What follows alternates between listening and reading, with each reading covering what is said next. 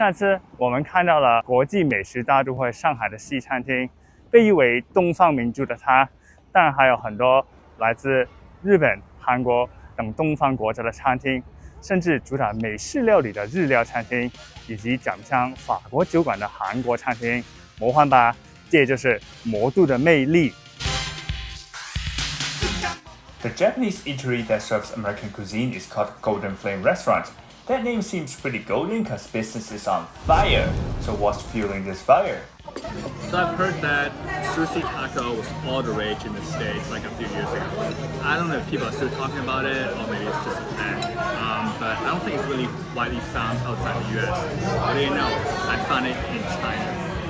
And I'm always up for trying new foods, both Chinese and foreign.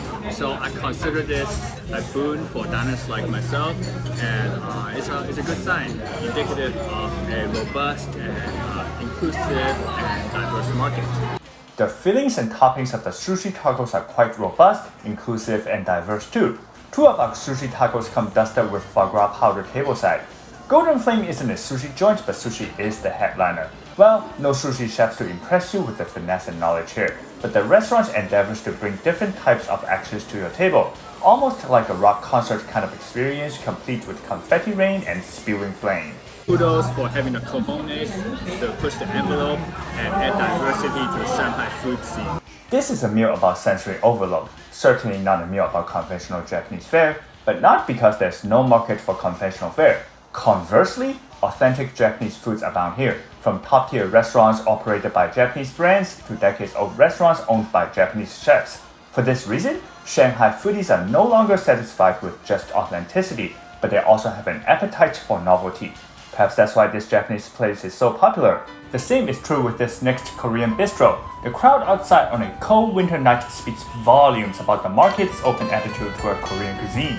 Most Chinese are familiar with jjajangmian, the fried sauce noodles. The dish was introduced to South Korea in the early 20th century and became the Korean jjajangmyeon.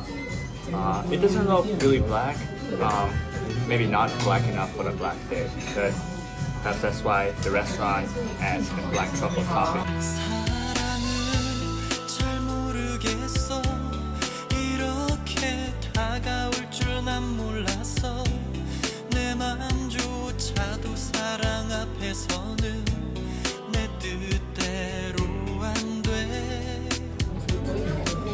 I love KFC. It's one of my favorite kinds. No, not Kentucky Fried Chicken. I'm talking about Korean fried chicken. But for all the times I've had KFC, it's the first time for me to have KFCG. That'll be Korean Fried Chicken Gizzard. That's what this is. But I wish they would toss a freshly fried chicken gizzard with the sauce instead of serving it like a dip on the side.